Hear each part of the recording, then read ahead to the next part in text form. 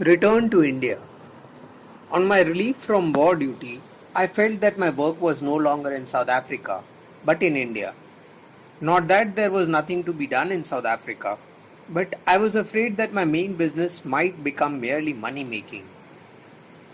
Friends at home were also pressing me to return, and I felt that I should be of more service in India. And for the work in South Africa, there were, of course, Measures Khan and Mansuklal Nazar.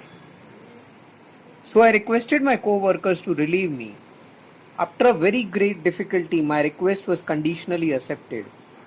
The condition being that I should be ready to go back to South Africa if within a year the community should need me.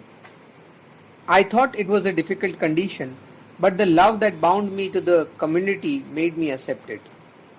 The Lord has bound me with the cotton thread of love.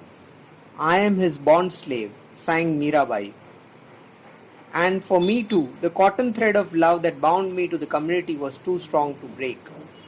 The voice of the people is the voice of the God, and here the voice of friends was too real to be rejected. I accepted the condition and got their permission to go. At this time, I was intimately connected only with Natal.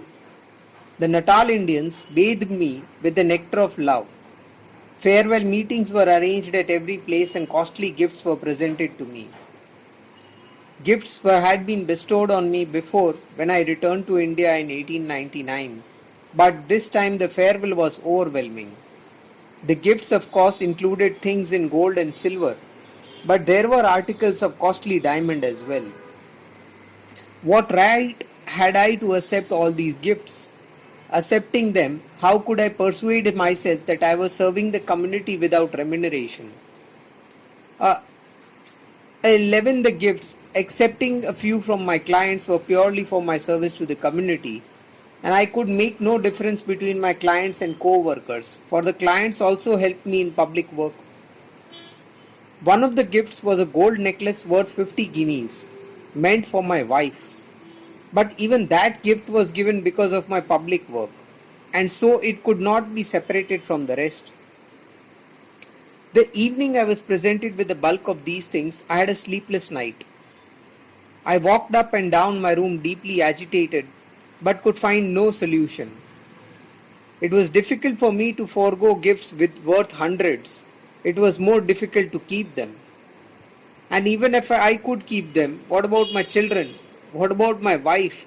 They were being trained to a life of service and to an understanding that service was its own reward. I had no costly ornaments in the house. We had been fast simplifying our life. How then could we afford to have gold watches? How could we afford to wear gold chains and diamond rings? Even then, I was exhorting people to conquer the infatuation for jewellery. What was I now to do with the jewellery that had been come upon me? I decided that I could not keep these things. I drafted a letter creating a trust of them in favor of the community and appointing Parsi Rustamji and other trustees. In the morning, I held a consultation with my wife and children and finally got rid of the heavy incomes. I knew that I should have some difficulty in persuading my wife, and I was sure that I should have none so far as the children were concerned. So I decided to constitute them my attorneys. The children readily agreed to my proposal. We do not need these costly presents, we must return them to the community, and should we ever need them, we could easily purchase them, they said. I was delighted. Then you will plead with mother, won't you? I asked them. Certainly, said they. That is our business. She does not need to wear the ornaments. She would want to keep them for us, and if we don't want them, we should not agree to part with them. But it was easier said than done. You may not need them, said my wife. Your children may not need them. Cajoled, they will dance to your tune. I can understand you are not permitting me to wear them, but what about my daughter-in-law? They will be sure to need them, and you know what will happen tomorrow. And who knows what will happen tomorrow? I would be the last person to part with gifts so lovingly given. And thus the torrent of argument went on, reinforced in the end by tears, but the children were adamant and I was unmoved. I mildly put in, the children have yet to get married. We do not want to see them married young. When they are grown up, they can take care of themselves. And surely we shall not have for our sons brides who are fond of ornaments. And if after all we need to provide them with ornaments, I am there. You will ask me then. Ask you.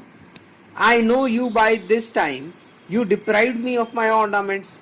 You would not leave me in peace with them. Fancy you offering to get ornaments for the daughters-in-law. You who are trying to make sadhus of my boys from today, no, the ornaments will not be returned. And pray what right have you to my necklace? But I rejoined, is the necklace given you for your service or for my service? I agree, but service rendered by you is as good as rendered by me. I have toiled and moiled for you day and night. Is that no service? You forced all and sundry on me, making me weep bitter tears, and I slaved for them. These were pointed thrusts, and some of them went home. But I was determined to return the ornaments. I somehow succeeded in extorting a consent from her. The gifts received in 1896 and until 1901 were all returned. A trust deed was prepared and they were deposited with a bank to be used for the service of the community according to my wishes or to those of the trustees. Often, when I was in need of funds for public purposes and felt that I must draw upon the trust, I have been able to raise the requisite amount, leaving the trust money intact. The fund is still there, being operated upon in times of need, and it has regularly accumulated.